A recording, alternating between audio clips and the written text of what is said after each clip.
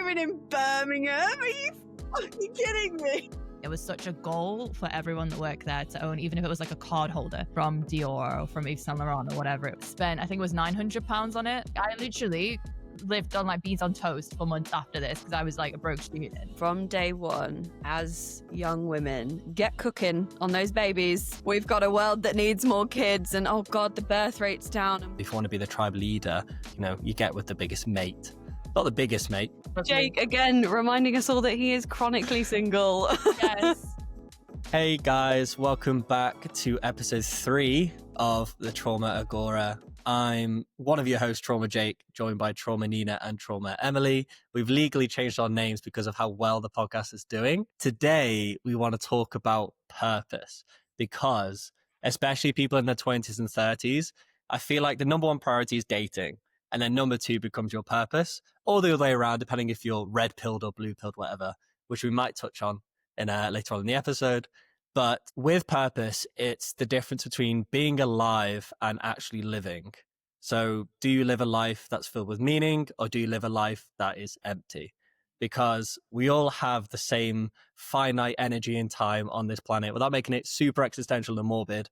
And how we spend it feels like it's the most important in our 20s and 30s when we have the most energy to make an impact. So especially with me, I feel a lot of envy towards someone who's in a big corporate 6-figure job, living the life. They've got their house, their apartment, white picket fence.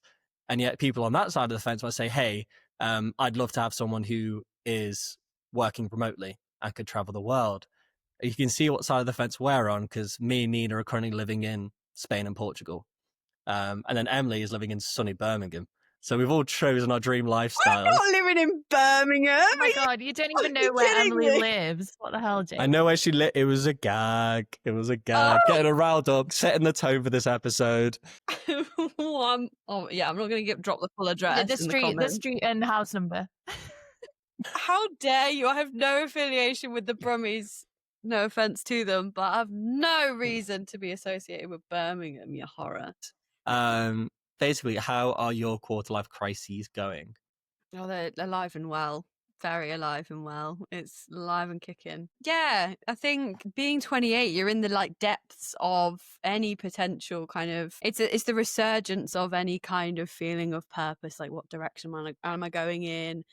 Where do I need to be? Oh, look at everybody else. Oh, this is what they're doing. So yeah, the quarter life crisis is currently fixated around making sure that I'm, fulfilling my one true purpose, which is becoming a celebrity host of a podcast, which is why we're all here, I guess. But yeah, I'm just really, I guess, focused on career fulfillment and money as well. Like, we don't obviously probably talk as much about money as we should, but money is one of those goals that are never really fully satisfied, because you can always make more and you can always make more. So yeah, that's the focus for my quarter life crisis at the moment. Nina, what's the situation? Oh God. Well, my quarter life crisis, I moved to a whole different country. So here I am in Spain. You can run away from your problems. Yeah, literally, guys. It's You heard it here first. You can run away from everything. Yeah. So I moved here, when was it? 4 or 5 months ago. I don't know if it was a quarter life crisis, but I think in general, in the end of your 20s, you're always rethinking so much. Like, not to get all astrology, but have you guys heard of Saturn return? Not a No. clue. Don't roll your eyes, please, Jay. Oh, Jay. It actually strained my eyes doing that when I went to it Jay. again. I'll let you have a platform. Go on. Keep an open mind. So I'm not someone that's like one of those super astrology people, but it's this idea that I think it's around like 29, you have this phase in your life where you basically like rethink everything you've done so far. And whether it's astrology related or not, the astrology explanation is something to do with like the alignment of Saturn. I don't know, guys. It's like in the same place as where you were born or something. But I feel like whether you believe in it or not, I do feel like your late 20s is where you just start to reevaluate basically everything that you've done so far. And I feel like so many people I know have gone through huge shifts towards the end of their 20s. And like that's when people change careers a lot, because they might have picked one career for their 20s and then decided maybe it's not fulfilling them. Maybe they were chasing, like we spoke about money, maybe they were chasing money through their 20s, moving up the corporate ladder. And then they've just decided to pack it all in and sell everything and move to Bali. But yeah, I think we're all currently going through that and just trying to figure out what makes us tick. And yeah, I don't know if you guys have any more thoughts on that. Yeah, I think the dichotomy that we're struggling with is, do you chase money now for a better quality of life in the future, or do you chase meaning, which can overlap with money but not necessarily? And by meaning, it can be actual contribution from your work, or it could be living more for now, which sounds, to finally get philosophical on this podcast, because we talked about psychology in the previous 2 episodes, there's usually a pendulum between pleasure and pain. So if you go through difficult things now, you will reap pleasure in the future. Whereas if you give yourself pleasure now, you will then create pain in the future, which is like instant gratification and delayed gratification. So in that line, it could be, do I work really hard in my 20s and 30s, create a huge nest in a job I don't like, but I make loads of money, and then I can reap the rewards then? Or do I prioritize my freedom? Do I prioritize what creatively fulfills me right now? Which in a way is partly why we're doing this podcast. If we did it for money, we wouldn't be here. We're here because we're passionate about these subjects and we want to do it. But again, it's the quality of the pain and the quality of the pleasure. Because if you sacrifice, you can probably tell by the side of the fence I'm on, I'm definitely anti-capitalistic in the sense of, if you sacrifice all of your time now, that's the only resource you don't get back. And we assume there's a linear relationship between having more money and having a higher quality of life, which just isn't really true. Yes, it can access you to different things, but you just have different problems when you get there anyway. And finally, on top of that, what if you get to age 40 and realize the last 20 years of getting all this money wasn't really worth it? So Jimmy Carr on a podcast with Chris Williamson said, I think you would give me everything you own in 25 years time to be the age you are now and as healthy as you are right now. And by everything you own, it'd be everything material, all of the money you earn, all of the career you've gone through. And that specifically, it's really hard because when we have this energy and we have this need to get these materialistic desires, it feels so emotionally gratifying.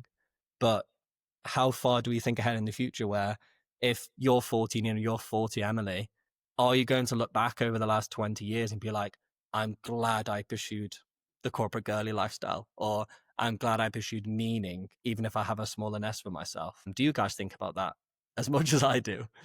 I think like anytime I've pursued something materialistic, like I've always, when I've got it, been disappointed.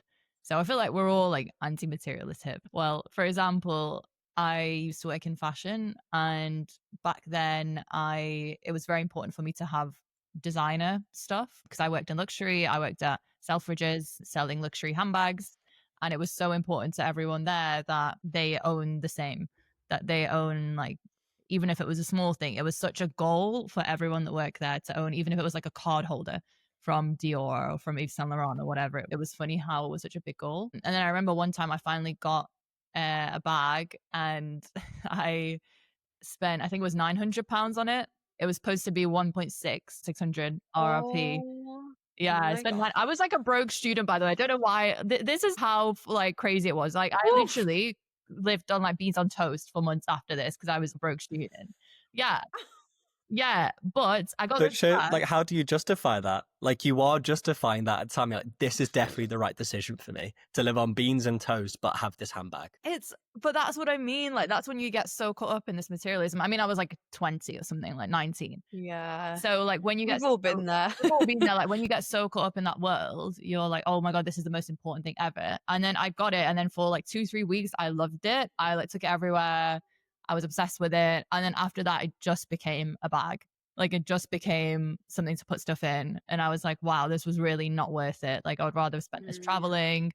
I'd rather spend this doing literally anything else. Even like with regards to earning money, like when I did my business before we met in our world of podcasting, I had my own business. Yeah. If that didn't fail, then we wouldn't have been friends. So I'm grateful it failed, Nina. That's so true. Yeah, I mean, it didn't fail. Like rude. I wouldn't say it failed, but It was a creative decision, actually. It was Yeah, a okay, quick Nina. decision to terminate the business. No, to be fair, I actually did have a client still at the end, and I like decided to stop doing it basically, and like refunded her the money. But so thanks, Jake. Oh my god, Jake's my number one supporter as always. When I did that, I remember such a goal, like when you're in this business world, was like hitting a milestone every month. So it was like a 2K month, then it was a 5K month, then it was a 10K month. And the 10K month for me was such a goal for so long. Like I was obsessed with hitting it. And then one month I did hit 10K in just 1 month. And I was so excited when it happened. I was like posting it everywhere. I was like, wow, like I'm so happy it finally happened. And then it's so funny because firstly I had really bad imposter syndrome. All of a sudden, even though I was doing the exact same things, suddenly I was like, I'm not worth all this money. Secondly, I just realized how like pointless it was. I'm like, what's the point? I looked at it, I was like, I don't even know what to spend all this on. I don't feel fulfilled because it was me chasing this milestone, thinking when I get there, I'll feel fulfilled. I'll feel the sense of purpose. And that's what happens when you place your sense of purpose externally, when you're chasing this external validation from something else rather than that internal purpose within. But yeah, that's my stories of how I became an anti-materialist. I love that. That's on development. That's on growth. That's amazing. But like I did exactly the same thing. Like you're 20, you're like sort of that age, like late teens, early 20s, and you're starting to, for the first time, get access to your own cash. You know, you've probably flown the nest, probably, or you're off being a student at university, and you're being told, yeah, this is how you attain happiness, is by having your own shit you've paid for with your hard-earned cash. And it's not that simple. Like we've all been there. We've all made those like reckless choices and done stupid things with our money, and that's but that builds the foundations for where we are now, right? Like we make the mistakes and we move on, or we continue to make the mistakes and we're not self-aware about it, and we have just a litany of handbags like to show for it with not much else. Yeah, some people don't have that realization. And it's almost like, is there an ignorance is bliss where like you get to 55, 60 and you still care about the latest Dior autumn, release and getting it first. Maybe that's just how some people are wired. Beans on toast only as well. There could be some Dior beans on toast out there just for Nina. This podcast is not financial advice. Anyone? Yeah. Very true. But I think it's a part of maturity where I think, as you said, Nina, it's fleeting once you achieve something.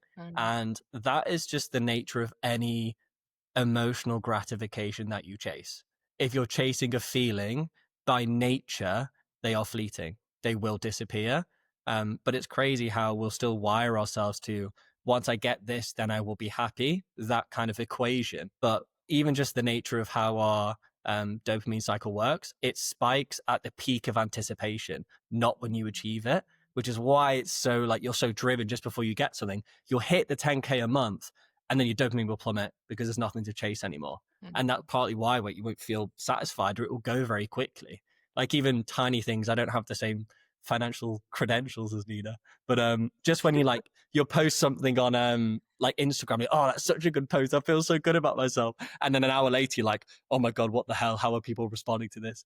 It's all that same thing where like, yes, it's very sexy to chase emotional gratification and it feels incredible, but it's like 0.001% of your life. So why should we center ourselves around that? And what should we center as well instead? And then just to follow on that, when you chase an expectation, which could be, once I get 10K more, then I will be happy, that becomes the bare minimum. And that's something that I'm experimenting with now, is a general confidence thing, not even just chasing some success. Once you hit an expectation, it's like, well, I expected to hit that, that's it. Whereas if you go below that expectation, then you're like, I can't believe I didn't make it up there. So now if you spin it either way, like how are you actually ever going to be happy when you have an expectation? And if you have an expectation of something that's conditional, something that's material, something that's external to you, I think when I break it down that way, it's fascinating why we're so wired towards that. And it takes a lot of self-reflection to realize, oh, this is quite a glitzy curtain. And if I peek behind it, there's actually just an empty store cupboard and it's cold and freezing in there. And there's nothing actually there for me. I thought that was fascinating. You know what's really hard is figuring out what is actually your own goal and what's a goal that's been implanted on you from Instagram, social media. That's so interesting of figuring this out. What do you actually truly want? Because like that example of like the 10K month, that was just something I saw on social media and something I felt like I needed to have. I mean, even like when we scroll on social media, we see people, I don't know, getting married or like going on holiday to a certain place or like doing all this stuff. And we start to, or like buying a house. Lots of people at their age are at, people are buying a house, having kids, doing all this stuff. And then I feel like that becomes part of our goals, but then we don't even realize if we stopped and actually asked ourselves, is this something we really want? The answer might be no, just because we've just done what society expects us to do and just to kind of fit in with everyone else and go along with what everyone else wants. But have you guys ever had a realization like that goal you thought you wanted and then you realize it wasn't actually yours? Yes, I have a One at a time. So one at a time, class. I was going to put my hand up and just wait for the response. But yeah, by implanted purpose, Nina, I think red pill is a perfect example of this. And I'm quite open about this. I've spoken to many women about this. I used to be like fully indoctrinated into red pill. So I used to watch loads of Andrew Tate. I used to watch Sneeko and Hamza. So and by implanted purpose, if you're a guy who's 19, 20, you don't know what to do with your life, you're feeling unconfident, you've not got anything to like show for it, having a shortcut to purpose of like, listen, if you get material wealth, if you learn how to speak to women, then you will get success at the end of it. And I just got completely hooked on that because I didn't know where I was going in my life. And then I've got this big role model of a man saying, if you do this, this, and this, then you will be happy. And I'll show you all of the evidence as well. And that's why it probably became so sexy for men to do that. Because they're like, wow, now I finally have implanted purpose.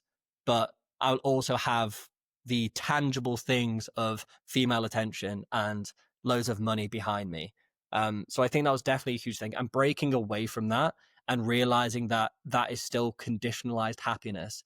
And it's also manipulation of another gender, which is obviously God, a tough one to swallow. But yeah, that was a huge thing for me and like having an implanted purpose. But yeah, have you got anything, Emily?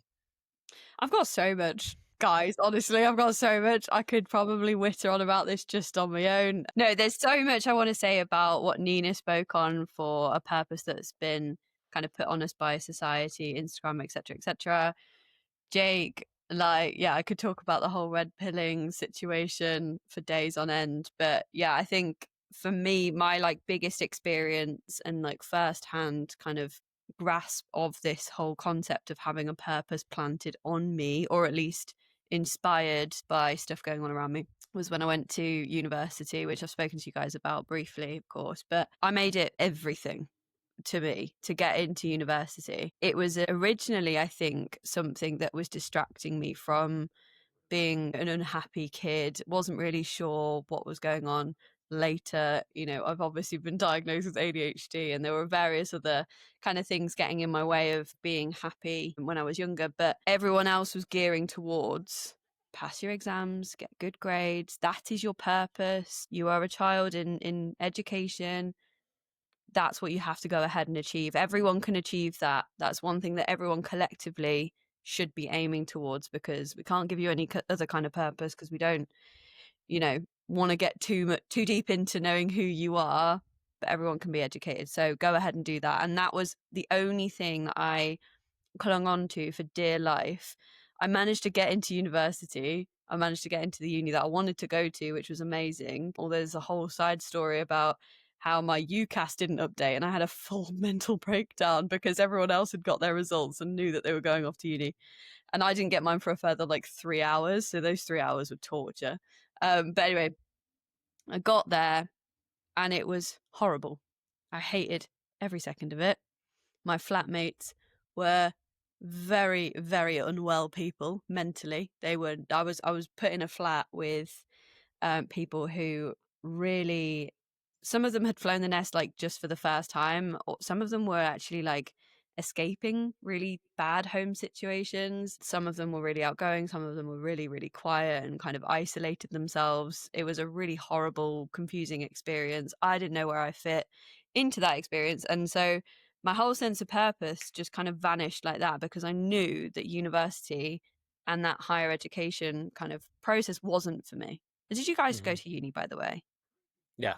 Yeah. So, and it's pot luck, isn't it? Who you get put into into halls with, complete pot luck. It makes or it breaks your situation. And I remember talking to my friends from school being like, oh, how are your flatmates? And they're like, oh my God, friends for life. I'm so glad I met them. Like, we're having the best time. We're going out to freshers events, doing loads of stuff together, and the course mates are really great. And I was just sat there going, hate my course, hate my flatmates, hate everything. Well, I didn't hate my flatmates, but I was just so confused as to where I fit into that whole thing. So yeah, that purpose just dissolved instantly when it was 10 years of kind of education and gearing up for that moment. And it led to me dropping out because I couldn't hack it. I didn't have it in me to force myself to make that my purpose still. And that was really confusing as an 18, 19-year-old, really you're vulnerable at that time. There's a lot of change going on. So yeah, there you go. This is your trauma dump. Done and dusted. Simply trauma dump. Guys, I've got a question. Yeah. So if purpose isn't what we see on Instagram, it isn't money, what is purpose for you guys? For me, it is a kind of there's two ways you can look at it, and I think it very much depends on the circumstances you're brought up in. I think that would be my assessment anyway. It's either like a drive, like a goal, or it's like a calling, like a higher purpose type thing, a slightly more philosophical approach that doesn't necessarily have an end goal to it, but it has you will be this type of person at the other side, if that makes sense. So it's a bit of a confusing one for me. Jake, what's your take? I don't know. Yeah, I think for me, what you're going for is, inner calling is definitely part of it. And there's some theories out there, some frameworks out there to tap into your inner calling. But for me, it's inverting a purpose from an outcomes-based purpose to a values-based purpose. And again, that's not just a fancy way of just, oh, okay, if I'm a good person, then that's purpose. It's rather than conditionalizing your purpose on a future event, if you act well in the present, then that should be purpose anyway. And then that is instant fulfillment, that's instant contentment. You're probably going to act in better ways as well to benefit yourself and people around you. And then you will get the outcome anyway, especially if it's something that's I think, for example, if you want to start this podcast, if you say, I will be happy and successful and have purpose once this gets 100,000 subscribers, then you're probably not going to get there. And also you're conditionalizing your purpose there. It's going to be very difficult. You're going to go through that same trap of, if I work up to 2K a month, 5K a month, 10K a month, you'll just do that, but have a different metric. But if your values-based system is, I'm going to put everything that I can into this first episode, produce the best episode possible, and then that is it. Before it even gets outcome, then I'm fulfilled. And then that's how it creates this a closed loop of actual purpose. And you'll probably create much better content. You can still look at the content and say, hey, I want to improve in this, this, and this, and continue to do that. But I can see how you're living in the process, you're not living in the outcome. So for me, it's trying to find different bits in my life where I'm living within the process, because no matter how you spin it, if you conditionalize your happiness, you won't be happy. It's like staring directly at the sun. You have to use a prism and separate the light into its different constituencies, and then go from there. Be like, what are these indirect actions that will bring me happiness? Which could be prioritizing relationships. It could be prioritizing my health. But I think for me, it's definitely inverting yourself from an outcomes-based purpose to a values-based purpose. Does that make sense to you guys? Yeah. I feel like there's too much pressure in society for you to find your one purpose. And I really disagree with that. I think agree a lot with what Jake was saying about, I think there's a lot of find yourself, find your purpose. When I was in Bali, there was lots of people like that trying to figure out what they wanted to do. There's the cliche of you find yourself and go traveling. Yeah. But I don't think we have just one purpose. I think that's a very antiquated way to think. And I think actually goes back to capitalism a little bit. We're talking about capitalism because it's convenient for us to figure out one career path, to stay in that company for a long time is better for the company. To stay, if we stay in one place for like 20 years, 30 years, it's not convenient. And for the system, for us to change, for us to think outside the box, for us to do something slightly different. Like even how, like for me, I'm a person that's lived so many different lives and done so many different things already. And I feel like in a job application, sometimes that's frowned upon. Like if you've moved on from things too quickly, if you think about that, or you've had career breaks, that's something that's frowned upon because it's not convenient to the capitalist system. But actually, maybe there's nothing wrong with that. And I think that's what purpose is for me, is kind of finding the fulfillment in what I'm doing every day. I think it's a bit about like slowing down, being more present. What Jake said about living rather than surviving, just trying to be present in the moment, finding fulfillment in what I'm doing, being grateful. It's more a state of mind for me rather than a set thing, like a set. And why can't you have more than one purpose as well? You know, like different purposes serve different parts of you. So there's nothing stopping you from having 3 or 4 different things that drive you and make you happy as well. Yeah. What's the difference in quality of purpose from I'm going to get a mortgage when I'm 30 to I'm going to invest heavily in my friendships? Because one person would be like, oh, it's obviously going for the mortgage. At least that's your instinct. But then also, as soon as I said to you, oh, no, of course it'll be your friendships. Yet one's tangible, one's intangible. And we'd probably value those differently. But at the end of the day, there was, it's the longest standing study from Harvard. I think I mentioned this to you guys before. They asked people with a 70-year gap what brought them the most fulfillment in their life. And out of all of the factors they said, it was actually their relationships that brought them the most fulfillment. No one said, I achieved my purpose. Or like, it was definitely lower down in their list. It's crazy how we invert that thinking and we prioritize relationships and these intangible things that might give us contentment in the present, and just we get rid of all of them. Like, how sexy is the grind period where we just lock in for 5 years, speak to no one, and then we'll come out of it with X, Y, and Z.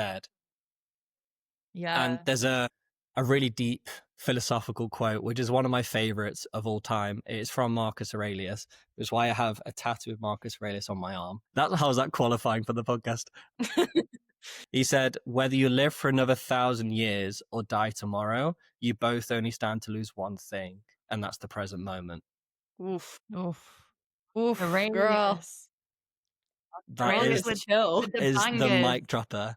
Before mics were invented, that was the original mic drop for me. Exactly. What? If you're not here now, then it doesn't matter what you're doing. It's pointless. I don't care if you're earning 4 million quid a year. If you're not here, if your mind is not here, then there's no reason for you to. You're never going to access happiness, basically. Or you're never going to access purpose, fulfillment, contentment, whatever. I really want to build on the kind of neurodiverse perspective of all of this because, fuck capitalism, obviously. But like, I think capitalism obviously makes people who are neurodivergent like feel a lot more. I think neurodivergent people feel things to a lot deeper level than neurotypical people, first of all. But I saw a content creator, her name's Saint Jenny, on TikTok, and I really loved what she had to say about kind of being born into a world that we didn't choose to be born into, i.e. the structure of that world. Obviously, we're, probably all very grateful for, the world that we live in, but the actual way it runs and the way it operates is not something that we chose to kind of step into. And so that for a neurodiverse person is quite difficult. Capitalism doesn't leave room for people to slow down, be present, rest, recuperate, and kind of figure out what they want for themselves. It puts you as a cog in a machine, and that's a really big struggle, I think, for anybody. But I think neurodiverse people, kind of are not served to an even higher extent in the kind of society that we live in. We're also given goals like, build your own family, like that kind of pressure on women, let's say, is such a huge one. We could probably do a whole episode on it in itself, but don't get me started, Emily. Oh, girl. I mean, it's just like the kind of the message that we are given from day one as young women is get cooking on those babies, because we've got a world that needs more kids, and oh God, the birth rate's down, and what are we going to do? And like, I'm sorry, but we can't even afford to feed the kids we've got. Let's all just take a minute. Let's all take a minute, because it's spiraling way out of control. Again, fuck capitalism. But can we make the title of this episode just fuck capitalism? Just fuck capitalism. Yeah, just as long as capitalism doesn't turn up in the comments, then we're fine. Yeah.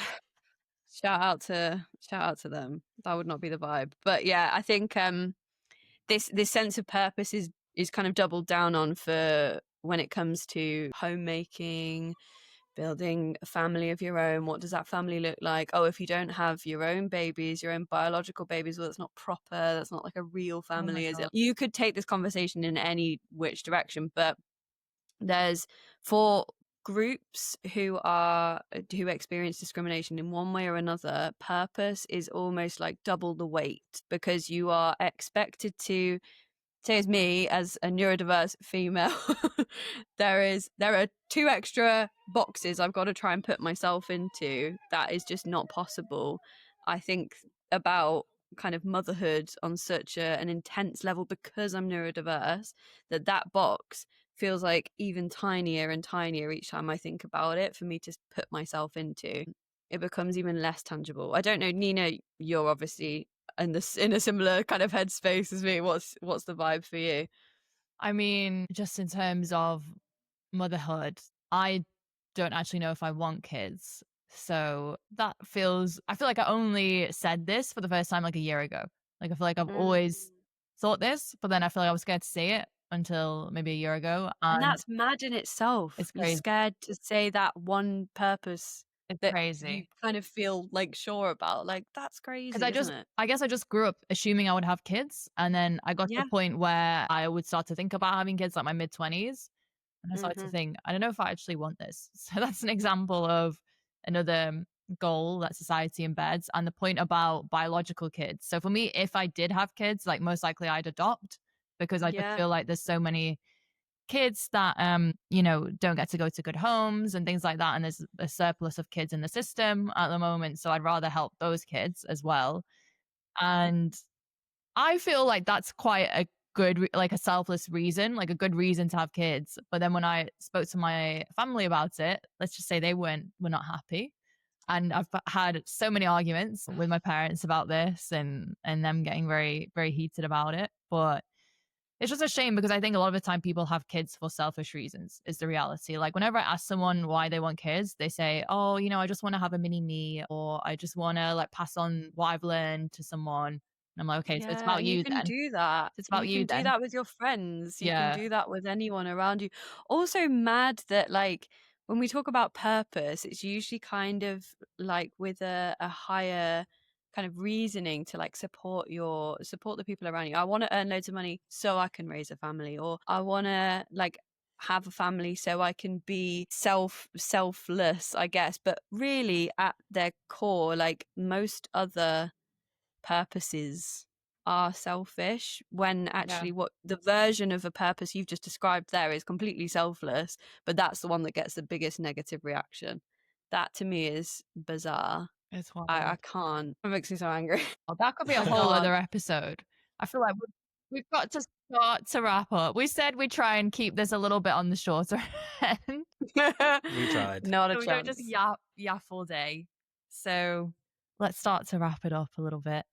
Any final thoughts on purpose, guys? I just say what you were saying then about like your parental expectations and how their reaction was. I think a lot of purpose is implanted expectation.